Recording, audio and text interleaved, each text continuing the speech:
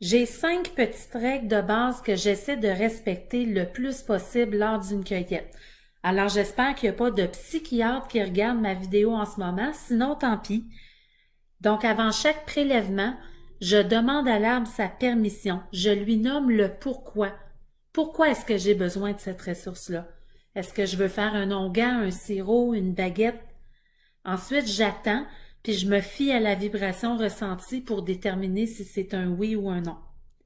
Je ne prends que le nécessaire, je remercie humblement et autant que possible, je donne une offrande.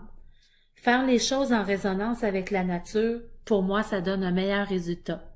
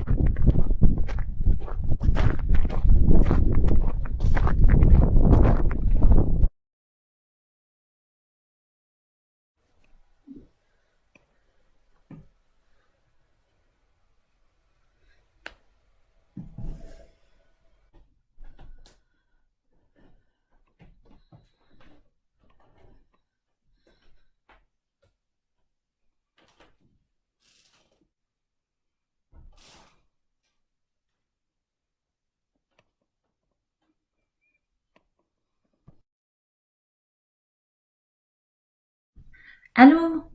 À quoi ça vous fait penser? Question.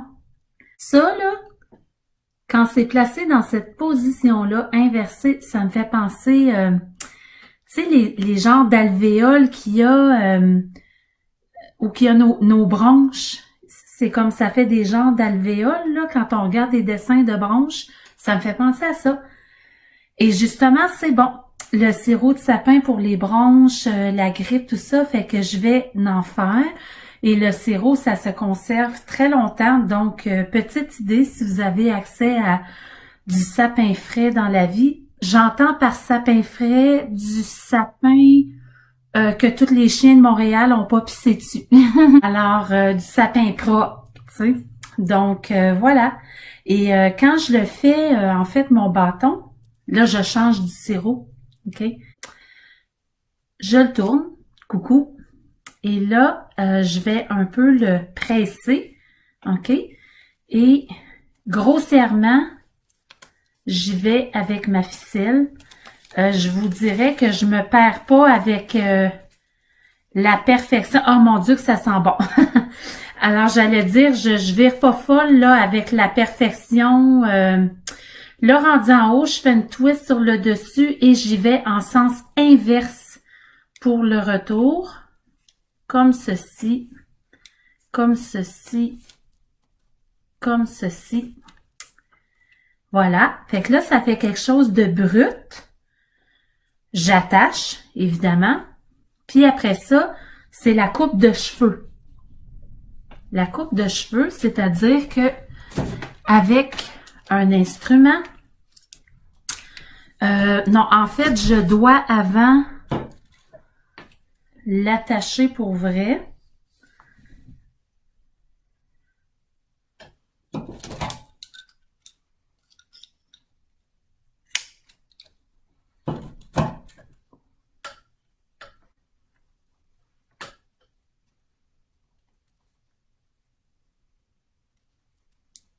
Un petit peu. Je l'attache, je vais le serrer plus. Parler avec une ficelle, c'est pas l'idéal. Certaines personnes font des nœuds coulants à la base, du bâton, du smudge.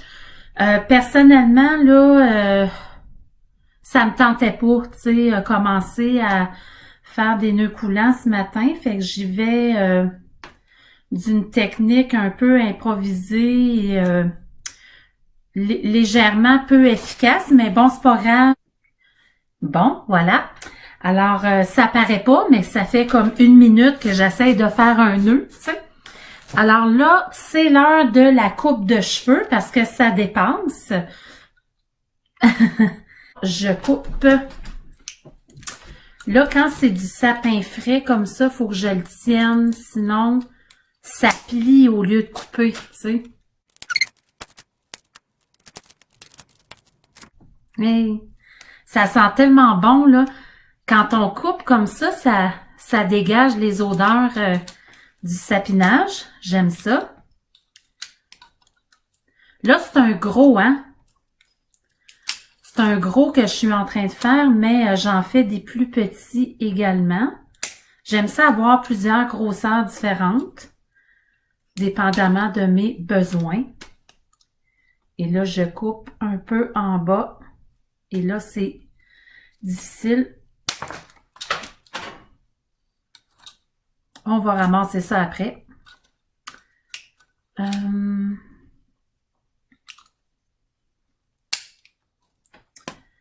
On coupe la ficelle qui dépasse. Évidemment, il existe toutes sortes de ficelles. Là, j'ai pris ce qu'il y avait à portée de main. J'aime bien de la ficelle noire. Il y en a qui préfèrent la ficelle rouge. Allez-y avec ce que vous avez. Là, moi, c'est ce que j'avais à portée de main. Je suis pas chez moi en ce moment. Alors là, à date, j'en ai fait 5 avec des dimensions différentes. Il y en a qui sont ficelés plus lousses, d'autres plus serrés. Ça sent bon.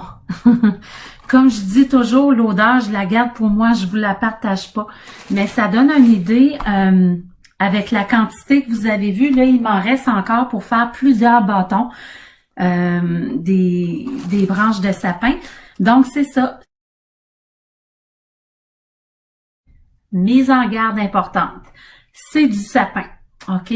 Ce n'est pas de la sauge. Alors oui, je l'ai fait en bâton, mais imaginez-vous dans une maison, si vous commencez à allumer ça, en quelques secondes, le feu est pris, là, tu sais. Donc, on fait ça dehors, au-dessus d'un point d'eau. C'est pas pour purifier, c'est des bâtons de protection. Alors, ça sent bon. Alors, si vous faites un rituel qui commande une action rapide, je vais le dire comme ça, peut-être à ce moment-là, ça peut être intéressant au-dessus d'une rivière ou quelque chose de allumer puis de visualiser que vite le problème est réglé presque aussi rapidement que le bâton s'enflamme. Tu sais, quelque chose comme ça, là. Mais chose est certaine, on va pas allumer ça dans sa chambre ou dans son salon parce que il y a vraiment un danger de feu important, OK? Si vous avez un chaudron de sorcière, évidemment, ben là, vous pouvez aller sur le balcon, l'allumer. Vous avez un couvert pour vraiment assurer un minimum de protection parce que ça prend feu rapidement. Aussi, je voulais dire, ben c'est ça, normalement, on fait sécher les herbes quand on fait un bâton de fumigation. J'en ferai d'autres à l'été. Je vous ferai une autre vidéo là-dessus quand je reviendrai. Mais pour l'instant, ce sont uniquement des bâtons de sapin. Mais ce que je voulais dire, c'est que quand on fait ça, normalement, on laisse sécher 2 à 3 mois avant d'utiliser le bâton. Mais pour la même raison que ce que je viens de dire, que ça prend feu rapidement, on va les utiliser pendant qu'ils sont encore verts si on veut l'allumer dehors au-dessus d'un cours d'eau. Sinon, ce que je vous conseille, OK, si vous avez un hôtel de pratique, vous prenez votre bâton, vous pouvez le suspendre, vous pouvez simplement le déposer sur votre hôtel de pratique, le suspendre à côté d'un cadrage de porte, quelque chose comme ça. On n'est pas obligé de l'allumer pour avoir l'effet protecteur qui est inhérent au sapin. Bien entendu, ça s'accompagne d'une visualisation et d'une petite incantation. Libre à vous de faire comme vous voulez.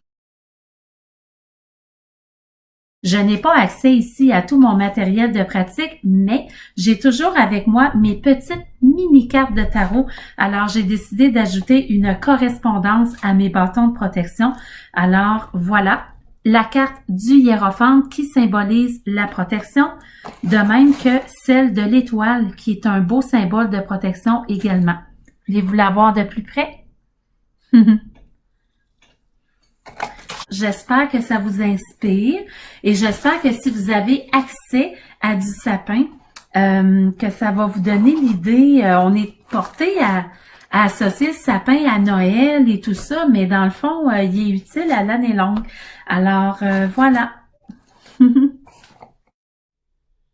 Bon, ben j'ai intégré mes bâtons et je m'apprête bientôt à les consacrer.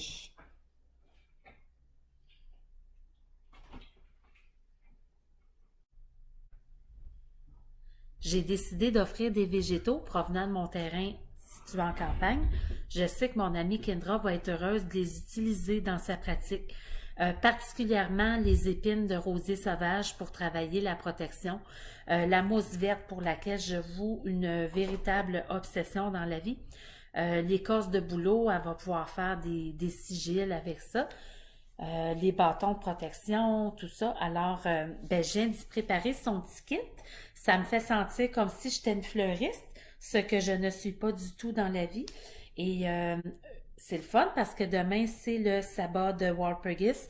Alors, je vais le lui remettre lors de Walpurgis. OK, bye bye.